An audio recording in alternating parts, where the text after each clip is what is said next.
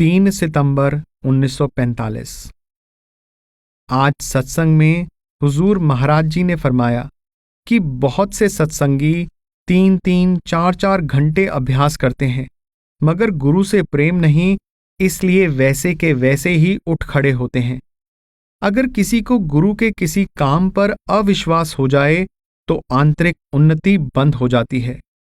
जो लोग गुरु के आसपास हमेशा रहते हैं, उनके लिए विश्वास करना विशेष रूप से कठिन है। किसी ने पूछा कि जिन लोगों का पहले गुरु पर विश्वास है मगर उनके जानशीन पर नहीं है, तो उसका क्या फल होगा?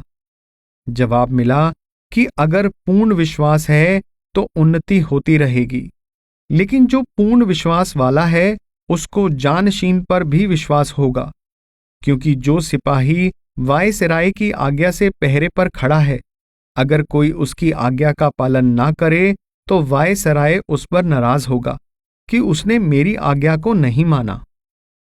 4 सितंबर 1945।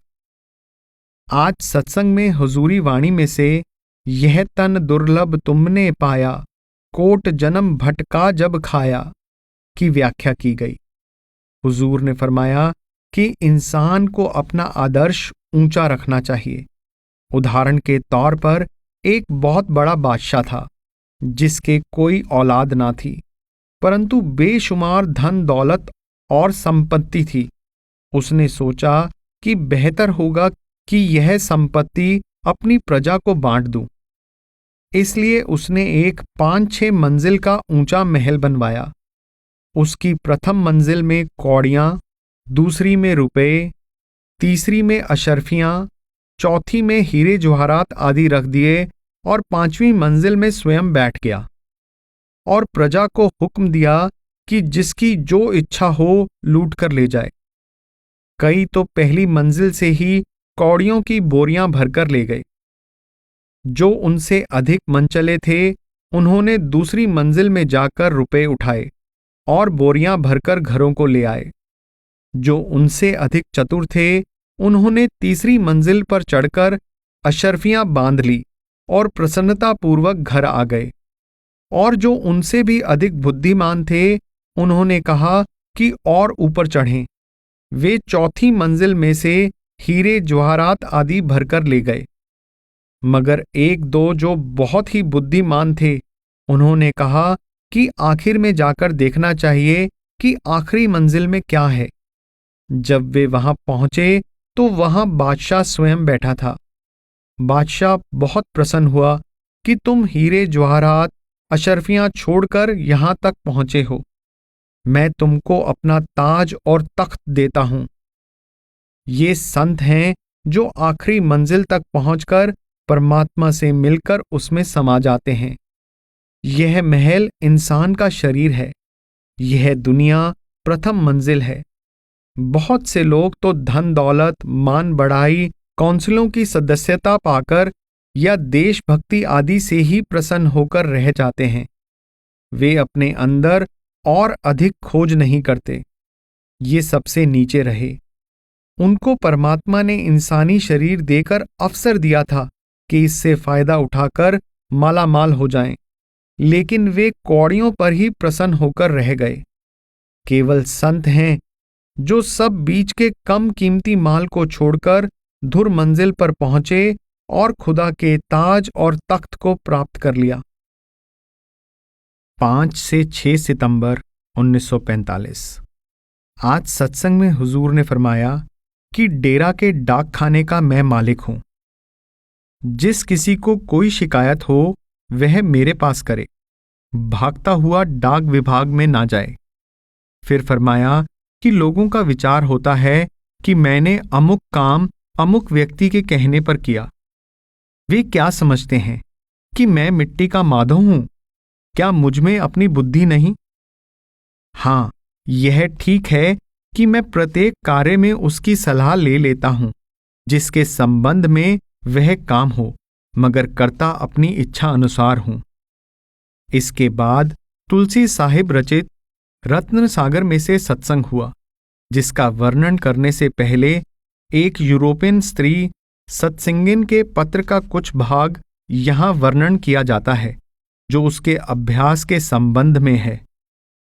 यह स्त्री खून की कमी और शारीरिक कमजोरी से शिमला के किसी अस्पताल में बीमार है।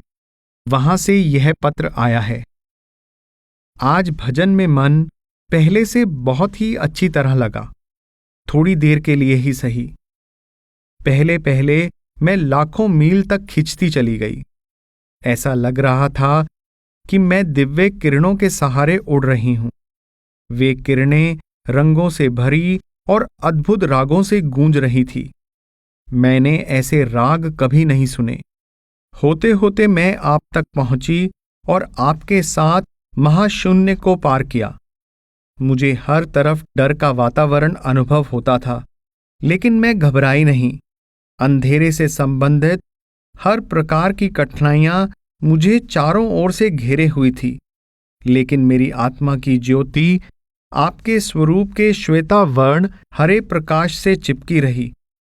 उस दुख से कौन परेशान हो सकता है जिसके इतने अच्छे परिणाम हों। तुलसी साहिब के ग्रंथ रत्न सागर में से यह प्रसंग लिया गया कि मरने के समय रूह कैसे खिंचती है और संत अपनी शरणागत सूरत की कैसे रक्षा करते हैं। तुलसी साहिब फरमाते हैं कि संत तो इंसान को मुसीबत से छुड़ाना चाहते हैं, मगर इंसान इसका विरोध करता है, यानी धन, दौलत, हुकूमत, औलाद और संसार के भोग मांगता है, जिससे रूह इस दुनिया में और अधिक फंस जाती है। इसका परिणाम यह होता है कि वह 84 लाख योनियों के फेर में ही पड़ा रहता है।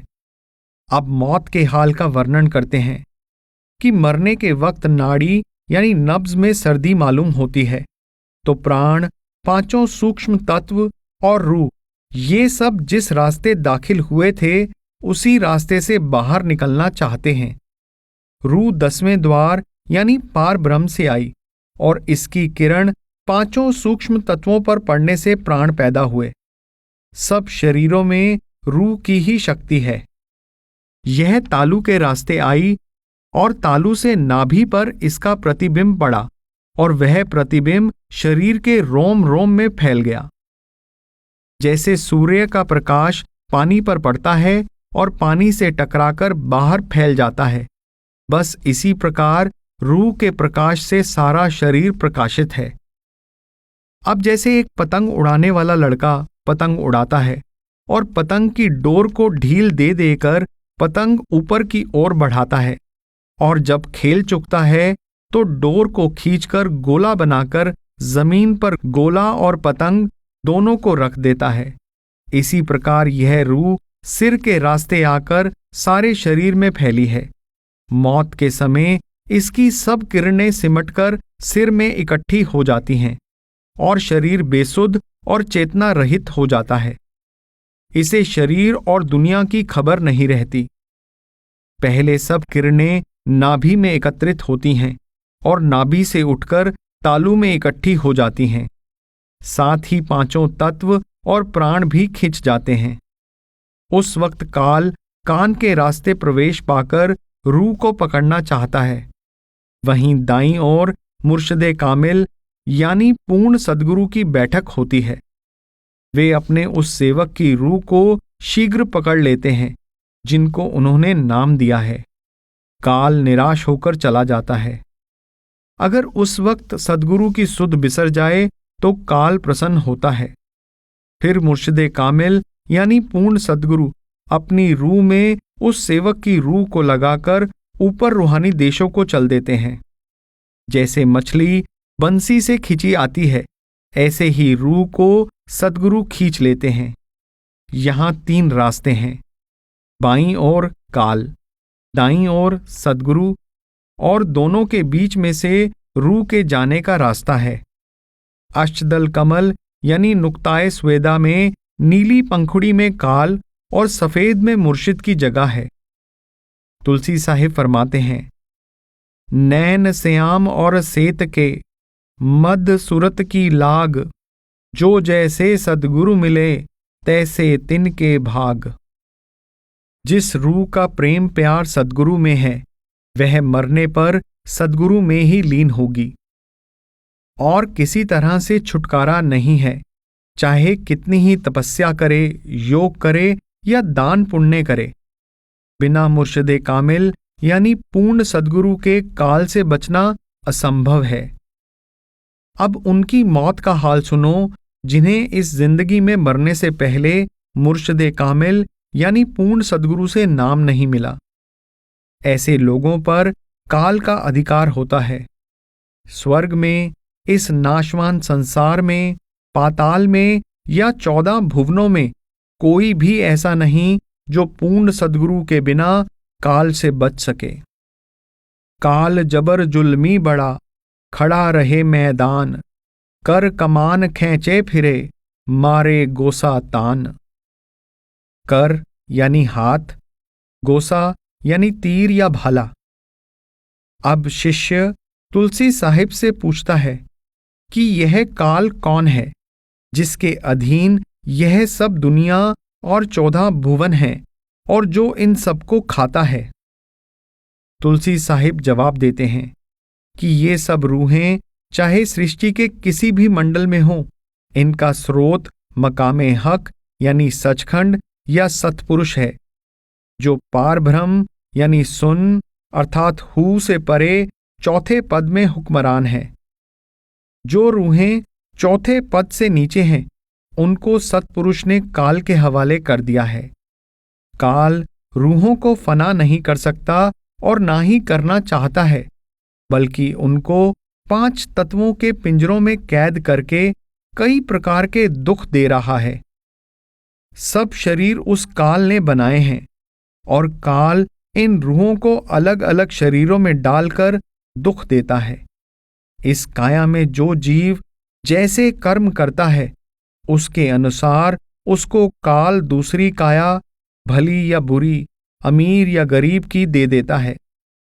ये रूहें काल के पास कीमती हीरे जवाहरात हैं, जिनको अलग अलग प्रकार के शरीरों में डालकर वह इस रचना की रौनक बढ़ा रहा है, जिस पर वह स्वयं हुकूमत करता है।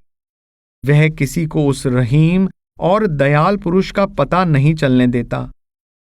जितनी धार्मिक किताबें हैं, सब इन रूहों को कर्म जाल की ओर आकर्षित करती हैं, ताकि ये रूहें ज्यों-ज्यों अच्छे या बुरे कर्म करें, काल के जाल में उलझती चली जाएं। कर्म और काया का अनादिकाल से संबंध चला आ रहा है। कर्म के बिना काया नहीं और काया यानी शरीर के बिना कर्म नहीं किया जा सकता। ये शरीर 84 लाख प्रकार के हैं, जिनमें इंसान का शरीर सर्वश्रेष्ठ है और इस शरीर में ही सत्पुरुष से मिलाप हो सकता है। पिंड प्रधान बसे तन माही, कर्ता ने काया उपजाई। प्रधान यानी बुद्धि, कर्ता यानी काल, काया यानी शरीर, उपजाई यानी पैदा किए। रूह जो कर्म करती है, वे कर्म बाद में उसे बंदर की तरह नचाते हैं। काल ने रूह को असंख्य जंजीरों से यानी संबंधों से बांध रखा है, ताकि वह उसके दायरे से निकलकर अपनी असली मंजिल सतलोक या मकामे हक में ना पहुंच जाए। अगर काल के पास रूहें ना हो तो उसकी सारी रचना सूनी हो जाएगी। ना कोई जीव होगा, ना हरे भरे मैदान, ना पेड़, ना दरिया, ना पहाड़ और ना रेगिस्तान ही नजर आएंगे। अब बड़े पते की बात बताते हैं। कर्म सारणी बुद्धि बसी, सुरती रहे अधीन, आशा के बस में पड़ी, बासा विपति मलीन। बुद्धि कर्मों के अनुसार शरीर में रहती है। जीव पूर्व जन्म में जैसे कर्म करता है, वैसी ही खरी खोटी उसकी बुद्धि बन जाती है और रूह उस बुद्धि के अधीन है। बुद्धि जैसे कर्म करने की सलाह देती है, उसके अनुसार ही इंसान कार्य करता है और बुद्धि आशा तृष्णा के जाल में गिरफ्तार है। इस दुनिया में या आसमान में कोई शक्ति ऐसी नहीं जो कर्मों के अच्छे बुरे फल से हमें बचा सके। इंसान, देवी देवता, कीड़े पतंगे, घास फूस, पेड़, सूर्य, चांद सब कर्मों के जाल में हैं। अब मौत का हाल दोहराते हैं कि जब रूह शरीर में सिमटती है तो रूह के साथ प्राण भी सिमटते हैं। रूह सिमटकर आकाश में जाती है, प्राण उसके साथ साथ जाते हैं। उस वक्त तो रूह को शरीर की जुदाई में ना कुछ याद रहता है और ना ही बुद्धि रहती है। जब रूह शरीर से निकलकर आकाश में जाती है तो काल उस रूह की सारी जिंदगी के कर्मों के मुताबिक उसको बुद्धि देता है। इस बुद्धि में सारी उम्र के कर्मों के अनुसार इच्छा पैदा होती है। उदाहरण के तौर पर यदि एक इंसान सारी उम्र कबूतरबाजी करता रहा हो, कबूतरों से उसका मोह रहा हो, तो जब शरीर से निकलकर रूह सचेत होगी तो उसे कबूतरों के पास ही जाने का शौक होगा और उस शौक के अनुसार कबूतरों के पास इस जड़ संसार में वापस आने का ख्याल आएगा। मगर आगे के रास्ते से रूह अनजान है। काल के फरिश्ते उस वक्त आवाज देते हैं, इधर आजा, इधर रास्ता है। जैसा मौलाना रूम ने भी कहा है, बांगे गुलां हस्त बांगे आशना, आशनाए कु कशद सुए फना, बांग मिदारत की हाँ ए कारवां, सुए मन आयद निक गहो निशां। यमदूतों की आवाज किसी जानी पहचानी आवाज जैसी प्रतीत होती है जो मृत्यु की ओर खींचती है। आवाज आती है कि मेरी ओर आओ, मैं वही हूं जिसकी तुम्हें तलाश है। जब वह उस आवाज के पीछे जाती है तो काल कसाई उधर मुंह खोले बैठा होता है। रूह उसके मुंह में जाकर चबाई जाती है। उस समय आंखों से पानी निकलता है या डर के मारे मल निकल जाता है। इसके बाद उसे यमदूत ले जाते हैं और उसके कर्मों के अनुसार सजा देते हैं। उसे नरक, स्वर्ग और 84 लाख योनियों में डाल देते हैं। 7 सितंबर 1945। आज शाम के सत्संग में आवागमन के विषय पर चर्चा चल पड़ी। श्री गुरु ग्रंथ साहिब में आया है कि दुनिया के सब संबंध झूठे हैं, जिस पर सरदार गुलाब सिंह ने व्याख्या करते हुए फरमाया कि एक बार राजा जनक रात के वक्त अपने शहर में भेष बदलकर घूम रहे थे कि उन्होंने एक मकान की खिड़की में से पति पत्नी को भोग विलास करते देखा। इस पर राजा मुस्कुराए। एक औरत पानी का घड़ा ला रही थी। उसने भी उनको उस अवस्था में देखा तो बहुत खिलखिलाकर हंसी। राजा ने उससे पूछा कि तुम क्यों हंसी? औरत ने कहा, हे राजा, तुम क्यों हंसे? राजा ने जवाब दिया, मैं तो इनकी करतूत पर हंसा, पर तुम क्यों इतने जोर से हंसी? उस औरत ने कहा कि इसका जवाब मैं आपको 6 वर्ष बाद आज के दिन दूंगी। राजा ने हठ किया, मगर वह ना मानी। आखिरकार 6 साल व्यतीत हो गए तो एक 6 साल की लड़की ने राजा के अहलकार के द्वारा राजा को मिलने की इच्छा प्रकट की। अतः राजा के पास वह लड़की हाजिर की गई तो बोली, मैं आपके सवाल का जवाब देने आई हूं। मैं वही औरत हूं। मैं उसी रात मकान का छज्जा गिरने से मर गई थी और मैंने एक सेठ के घर में जन्म लिया। मैं इसलिए हंसी थी कि वह पति पत्नी पूर्व जन्म में मां बेटा थे और यही हाल मेरा है।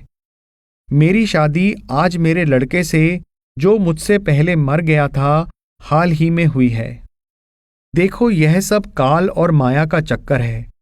एक जन्म में मां बेटा, दूसरे जन्म में पति पत्नी है। इसी प्रकार एक जन्म में बाप बेटा, दूसरे जन्म में बाप बेटे का बेटा या पोता बनकर आता है। हुजूर ने यह सुनकर शेर सिंह सवार की कहानी सुनाई, जो मैं पहले बता चुका हूं, और प्रोफेसर लेखराज की 3 वर्षीय लड़की की वार्ता का भी वर्णन किया, जो अपने पूर्व जन्म के बाप से आजकल मिलती है। मैंने लाला गुरदास राम साहनी प्लीडर की कहानी भी कैबलपुर में सुनी थी, जो दूसरे जन्म में रावलपिंडी में पैदा हुए और 3-4 वर्ष की आयु में अपने पिछले मकान को पास से गुजरते वक्त उसे पहचान लिया। हुजूर ने मसनवी में से आवागमन के विषय में पढ़कर सुनाया।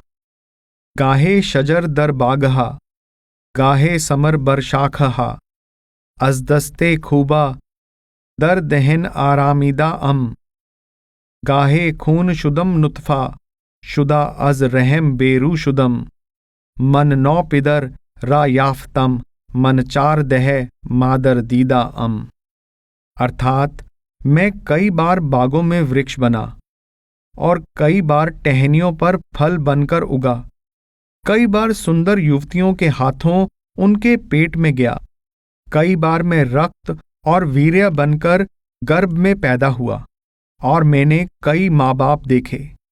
फिर कहा है कि जब यह पृथ्वी और आकाश ना थे उस समय भी मैं जिंदा था। मन न खून और पोस्तम, मन नूरे पाके उस्तम, अर्थात मैं न खून हूं न चमड़ी हूं, मैं पवित्र प्रकाश हूं। 11 सितंबर 1945। आज सत्संग में श्री गुरु ग्रंथ साहिब में से 2 शब्द पढ़े गए जो पद्य रचना को देखते हुए असली काव्य कहलाने के अधिकारी हैं। असली कवि तो संत हैं और सच्चा काव्य संतों की वाणी ही है, क्योंकि वे जिंदगी के छिपे हुए और हल ना होने वाले विषयों पर प्रकाश डालते हैं। बाकी सब कवि केवल तुकबंदी और दिल बहलाने का सामान पेश करते हैं। कई लोग अपने धर्मों के पक्षपात से दूसरे धर्मों के मानने वालों का दिल दुखाते हैं। कविता का यह काम नहीं है। कवि को मजहबों, मुल्कों, जातियों आदि की गुटबंदी तथा लोभ और तृष्णा से ऊंचा उठना चाहिए। अगर कोई ऐसे ऊंचे विचार का हो तो वह कविता रचने का साहस करे, जैसे गुरु नानक साहिब ने फरमाया है, ए वड ऊंचा होवे कोय, तिस ऊंचे को जाने सोए। पहला शब्द तो नकली साधुओं यानी भेषियों के संबंध में है, दूसरा दुनिया के नाशवान संबंधों और मोहब्बतों के विषय में है। इन दोनों का खंडन करके सच्चा रास्ता मुक्ति का बताया गया है। ये दोनों शब्द पहले भी कई बार पढ़े होंगे, मगर ये ऐसे आनंददायक हैं कि इनको दोहराना आवश्यक लगता है। पहला शब्द, मनमुख लहर कारतज विगूचै, अवरा के कर हेरे, ग्रह धर्म गवाए सतगुर ना भेटे, दुर्मत कूमन केरै।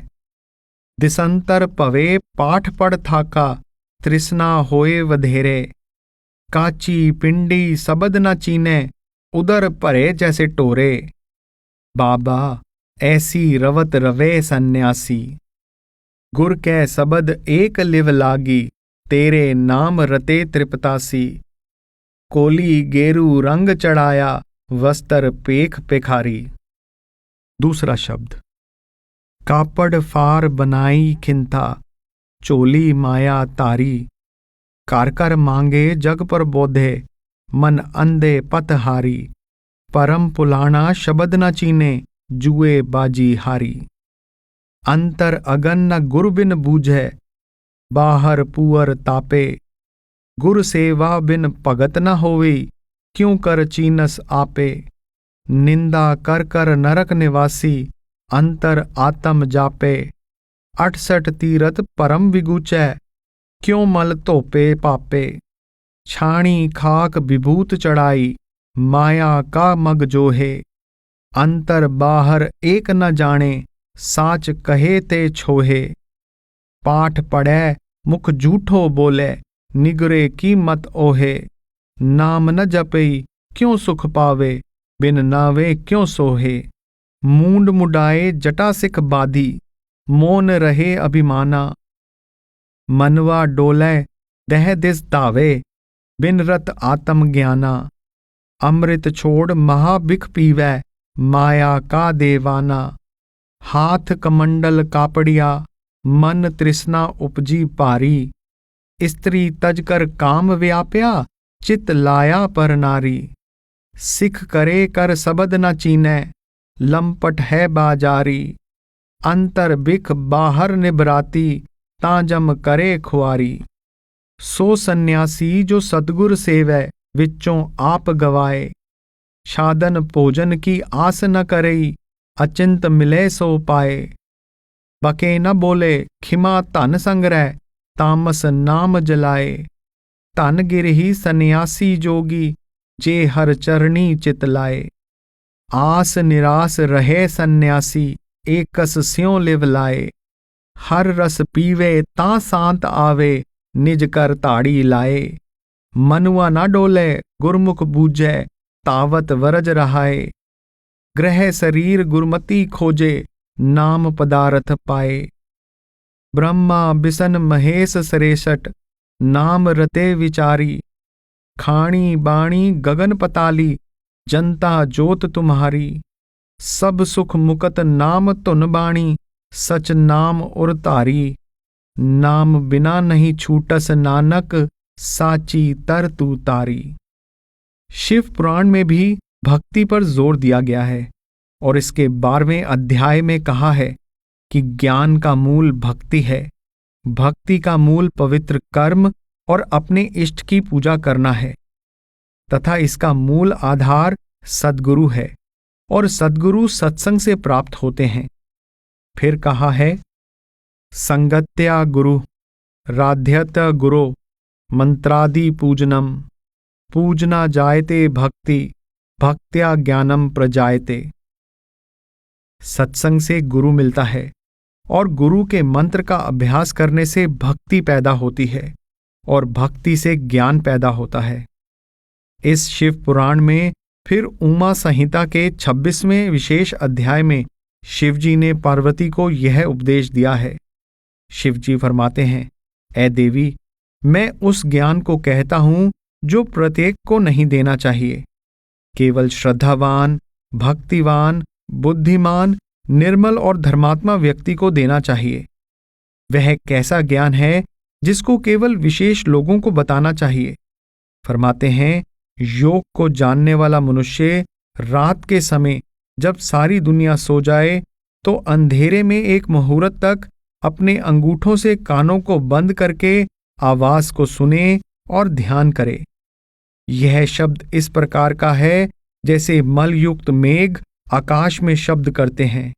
यह शब्द ब्रह्म है। अनाहत मन उच्चार्यम, शब्द ब्रह्म शिवम परम। ध्यायन्ते देवी स्ततम, सुधिया यत्नतः प्रिय। यह शब्द अनहद है जो बिना बजाए बजता है, जिसका उच्चारण नहीं किया जा सकता, जो कल्याणकारी है और जिसका बुद्धिमान लोग अपने प्रयास से ध्यान करते हैं। इस शब्द की आगे चलकर 9 शाखाएं बयान की हैं। घोषम कांस्यम, श्रृंघम घंटाम वीणा दिवंशजान। दुंदुभिम शंख शब्दम, तू नवमम मेघ गर्जितम। शिवजी ने पार्वती को विशेष ज्ञान दिया कि इन 9 शब्दों को सुनो, बाद में बादल की गरज आएगी। शिवजी महाराज की शिक्षा के अनुसार शब्द का अभ्यास खास लोगों के लिए है, बाकी साधारण दुनिया के लिए प्राणायाम, शिवलिंग पूजा आदि बताते हैं। 14 सितंबर 1945। आज शाम के सत्संग में हुजूर ने फरमाया कि विद्यार्थी कितनी मेहनत करके शिक्षा प्राप्त करते हैं। हमारे गांव से 2 मील पर गुज्जरवाल का स्कूल था। हम वहां पैदल जाते और शाम को पैदल आते। आकर खाना खाकर नारंगवाल में, जो हमारे घर से 1 मील दूर था, मास्टर से पढ़ने जाते और रात को उसके पास ही सोते। मास्टर जी सुबह तड़के हमें जगा देते कि पढ़ो। ऐसा कई वर्ष तक होता रहा। उन दिनों शिक्षक विद्यार्थियों को स्कूल से बाहर मुफ्त पढ़ाया करते थे। अब क्या है, हाई ड्यूटी हाई ट्यूशन। जो लड़का घर पर शिक्षक को बुलाकर ट्यूशन ना रखे वह पास ही नहीं होता। गोया विद्या पढ़ने में भी लोभ और धन का दखल हो गया, जो इस जमाने का आविष्कार है। पुराने समय में मौलवी और पंडित मुफ्त विद्या देते थे, शागिर्दों से केवल सेवा लेते थे, जिसका शागिर्दों के दिल और दिमाग पर चारित्रिक और आध्यात्मिक तौर पर बड़ा अच्छा प्रभाव पड़ता था। 16 सितंबर 1945। आज क्वार यानी आसौज महीने की संक्रांति है। और आज सुबह 8 बजे सत्संग श्री गुरु ग्रंथ साहिब में से हमेशा की तरह 12 माह गुरु अर्जन देव जी की वाणी में से लिया गया। हुजूर ने फरमाया कि इस दुनिया की सब रूहें, घास फूस पेड़ आदि से लेकर कीड़े पतंगे, पशु पक्षी, हैवान, इंसान और देवी देवता आदि सभी ब्रह्म के अधिकार में हैं। ब्रह्म का काम है पैदा करना, पालना और नाश करना। वह ना रूहों को पैदा कर सकता है और ना ही उनका नाश कर सकता है। सिर्फ शरीरों को पैदा करता, पालता और मारता है। दुनिया के बहुत से धर्म उसे परमात्मा या मालिक मानकर उसकी भक्ति करते हैं, मगर असली मालिक सत्पुरुष दयाल है और ब्रह्म उस समुद्र की सिर्फ एक बूंद है। ऐसे कई ब्रह्म उसके दायरे में चक्कर लगा रहे हैं। सब रूहों का स्रोत या आदि वही है। दोपहर को खबर आई कि सरदार साहिब सरदार भगत सिंह का स्वास्थ्य ज्यादा खराब है। इसलिए हुजूर महाराज जी डेरा से दोपहर के 1 बजे के बाद कार में रवाना होकर सरदार साहिब की कोठी पहुंचे। साथ में doctor Chandrabansi sahib retired civil surgeon भी थे। डॉक्टर साहिब ने टूटी लगाकर दिल की जांच की, नब्ज देखी और दिल को ताकत देने के लिए सप्लेरेनिया और बेलाडोना देने के लिए कहा। हुजूर ने तसल्ली दी और फरमाया, घबराओ नहीं। सरदार साहिब को ज्यादा शिकायत नींद की कमी और पेट में गैस की है। नींद आंखों में तो आती है, मगर जब आंख लगती है तो शीघ्र ही महसूस होता है कि गला घुटने लगा है और उस वक्त आंखें खुल जाती हैं। थोड़ा सा कुछ खाएं तो गैस पैदा होने लगती है। हुजूर ने अपनी जेब में से थोड़ी टिकियां पिपरमिंट की दी और कहा, कभी कभी यह खा लिया करो और कभी जब अफारा हो तो अमृत धारा बताशे में डालकर खा लिया करो और कोई दवाई ना लो। वहां से 3 बजे चलकर अमृतसर शाम के 4-5 बजे के बीच पहुंच गए। लोग प्रतीक्षा में थे। थोड़ी देर आराम करके सत्संग में श्री गुरु ग्रंथ साहिब में से 12 माह पढ़ा गया, जो आम तौर पर संक्रांति के अवसर पर लिया जाता है। संगत काफी थी क्योंकि इतवार का दिन छुट्टी का था और लोगों को संक्रांति का भी ख्याल था। इसके बाद कुछ अकाली साहिब आ गए, उनसे मुलाकात करते रहे।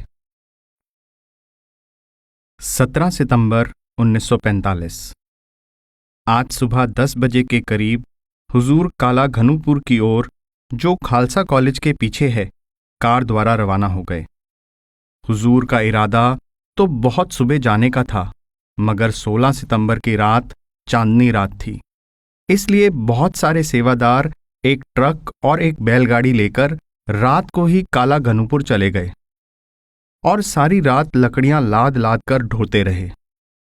सुबह होते होते 2-3 ट्रक लकड़ियों के सत्संग घर अमृतसर के दरवाजे पर ढेर लगे हुए थे। जब काला घनूपुर गए तो केवल एक शीशम हुजूर के समक्ष काटी गई और सब सेवादारों को दूध और चाय पिलाई गई, जो अमृतसर के लोग लेकर आए थे। हुजूर एक ट्रक अपने सामने लदवाकर आ गए और एक ट्रक उनके पीछे आना था। बैलगाड़ी हुजूर की रवानगी से पहले ही सत्संग घर अमृतसर पहुंच चुकी थी। काला घनूपुर के सत्संग घर का निरीक्षण करके यह निर्णय लिया गया कि दरवाजा पूर्व के बजाय पश्चिम की ओर लगा दिया जाए, जहां से रास्ता जाता है। इमारत में पक्का फर्श डाला जाए, प्लास्टर किया जाए और दरवाजों पर रोगन कर दिया जाए। भाई शादी ने कहा कि हुजूर एकांत के लिए इस जगह 3-4 दिन के लिए तशरीफ लाया करें। हुजूर ने इस प्रस्ताव को पसंद किया। यह जगह बिल्कुल एकांत है, राम तीर्थ के रास्ते पर है। यहां कार्तिक में हजारों स्त्री पुरुष अमृतसर से राम तीर्थ की यात्रा को जाते हैं। अगर यहां सत्संग किया जाए तो न केवल आसपास के देहात को, बल्कि मेला जाने वाले यात्रियों को भी फायदा पहुंचे। हुजूर इस बात को जानते हैं। शाम को 6 बजे फिर सत्संग हुआ और सार बचन राधा स्वामी छंदबंद में से कवार यानी आसोज का महीना लिया गया कि रूह सतलोक से आकर अपने असली मालिक सतपुरुष दयाल को और शब्द को भूलकर इस नाशवान दुनिया के संबंधों और भोगों में फंसकर इस देश को अपना देश और इन्हीं कौमों को अपनी कौमें मानती है, जबकि यह दुनिया रूह का अपना वतन नहीं है। यह यहाँ मुसाफिर है और यह जो हिंदू, मुसलमान, सिख, ईसाई, जैन, यहूदी आदि कौमें हैं, ये जिस्म की कौमें हैं, रूह की कोई कौम नहीं। रूह तो उत्तम खानदान से है और कुल मालिक की अंश है, जैसे मौलाना रूम साहिब ने कहा है, तू खुशी व खूब काने हर खुशी, तू खुद चिरा मिन्नते बादा कशी। अर्थात तू स्वयं खुशियों का भंडार है, फिर तू क्यों शराब का सहारा लेता है। 18 सितंबर 1945। सुबह 8 बजे गुरु अमरदास जी का शब्द लिया गया और उसके बाद 3 से 6 बजे तक लोगों को नाम दिया गया। फिर वहां से चलकर 8:30 बजे के करीब डेरा पहुंच गए। 21 सितंबर 1945। आज शाम को डाक सुनते समय अमेरिका से एक महिला के पत्र में यह प्रश्न था कि क्या मरी हुई रूह का संबंध अपने दुनियावी रिश्तेदारों से, जो इस दुनिया में जिंदा रह जाते हैं, बना रहता है या नहीं। हुजूर ने जवाब दिया कि आम तौर पर कोई संबंध नहीं रहता, मगर 2 उदाहरण बताए और कहा कि सत्संगी रूहें मरने के बाद मिल जाती हैं। पंडित लालचंद धर्मानी की एक नौकरानी इस वक्त करीब 15 वर्ष की आयु की है और अब उनकी नौकरी छोड़कर डेरा में रहती है। उसके बारे में हुजूर ने बताया कि कई साल पहले वह मर गई थी। जब यमदूत उसकी रूह को ले जा रहे थे, तब एक काली दाढ़ी वाला मनुष्य प्रकट हुआ और बोला कि अभी उसका वक्त नहीं आया। इस पर उसको छोड़ दिया और कहा कि दुनिया में वापस जाओ। एक लंगड़ा साधु, जिसको वह जानती थी, उसके पास आया और कहने लगा कि मेरे शिष्य को, जो इस वक्त संसार में अमुक स्थान पर है, मेरा यह संदेशा दे देना। जब वह जिंदा हो गई तो उसने चेले को संदेशा पहुंचा दिया और हुजूर महाराज जी के जवानी के समय की फोटो देखकर कहा कि वह काली दाढ़ी वाला मनुष्य बस यही था। इसी तरह हुजूर ने फरमाया कि आज एक नाथ का संदेश आया कि मैं अंधेरे में फिर रहा हूं, मुझे बचाओ। उस बंगाली साधु को मैं अच्छी तरह जानता था। 1925 से पहले वह डेरा में निहायत गरीबी और लाचारी की हालत में जिंदगी बिता रहा था और सत्संग के टाट सीने की सेवा किया करता था। प्रायः शाम को उसे सुए सूतली से टाट सीते देखा करता था या कभी कभी शिकायत किया करता था कि लांगरी मुझे दाल नहीं देता। उसका मेरे सामने डेरा में देहांत हुआ था। हुजूर ने फरमाया कि सारी उम्र मांग कर खाता रहा, जब से मरा है अंधेरे में घूम रहा है। आशा है कि अब उसकी सहायता होगी।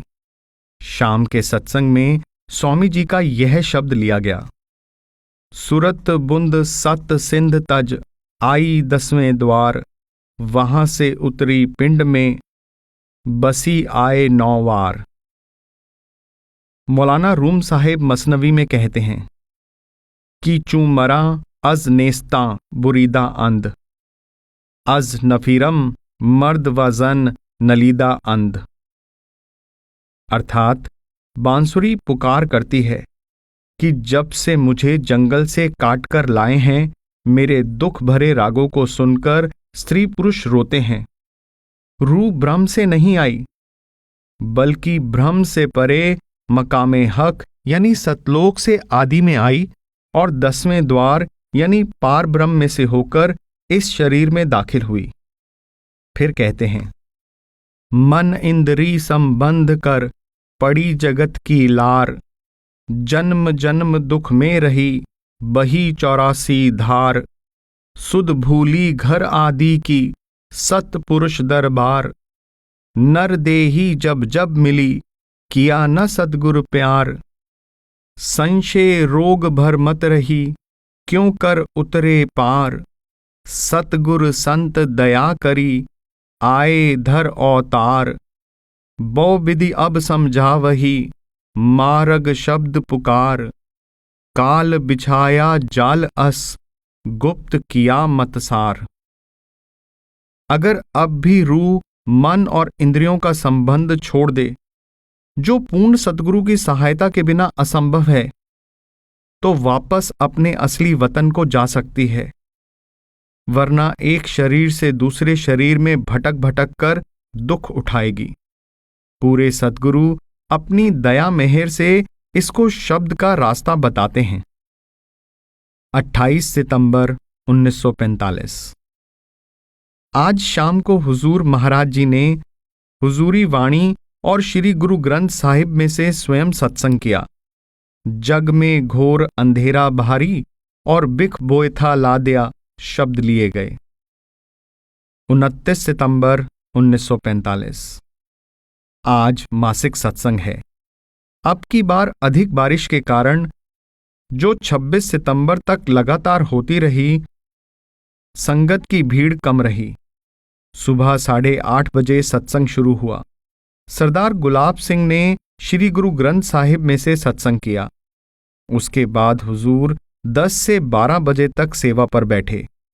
शाम को हुजूर ने स्वयं सत्संग फरमाया और शाम के 6 से लेकर 7:30 बजे तक 1.5 घंटा सत्संग करते रहे। विषय सार बचन राधा स्वामी छंद बंद में से था। काल ने जगत अजब भरमाया, मैं क्या क्या करूं बखान। स्वामी जी फरमाते हैं कि काल ने तरह तरह से रूहों को गुमराह कर रखा है, जो अवर्णनीय है। अगर गौर से देखें तो इस दुनिया में 3 प्रकार के मनुष्य हैं। एक तो अज्ञानियों की श्रेणी है, जो मूर्ति पूजा, दरियाओं में नहाना, तीर्थ, हज यात्रा में ही अपनी मुक्ति समझते हैं। दूसरी श्रेणी ज्ञानियों की है, जो किताबों में और वाचक ज्ञान में परमात्मा की खोज कर रहे हैं। तीसरे वे लोग हैं जो ना तो अज्ञानियों में शामिल हैं, ना ज्ञानियों में। वे जप, तप, रोजा, रीति रिवाज आदि में फंसे हुए हैं। यह रास्ता भटकाने वाला है। धर्मों के कैदी इन्हीं रास्तों पर चलकर भटक रहे हैं। इस वास्ते फुकराए कामिल यानी संत सद्गुरु दुनिया में आते हैं और लोगों को उपदेश देते हैं कि सब झगड़े छोड़कर अपने अंदर परमात्मा को ढूंढो, पूर्ण संतों की संगत करो। इस युग में मुक्ति का रास्ता यही है कि दिल में दीनता और नम्रता रखें और सद्गुरु की सेवा करें। सेवा करके दिल को साफ करके रूह को आसमानी मंजिलों पर ले जाएं। सुरत शब्द का अभ्यास करें और सतलोक में पहुंच जाएं। इसके लिए गुरु के स्वरूप का ध्यान पहली सीढ़ी है। जब सद्गुरु से प्यार पूर्ण हो जाए तो प्रगति होगी। इसको गुरु भक्ति कहते हैं।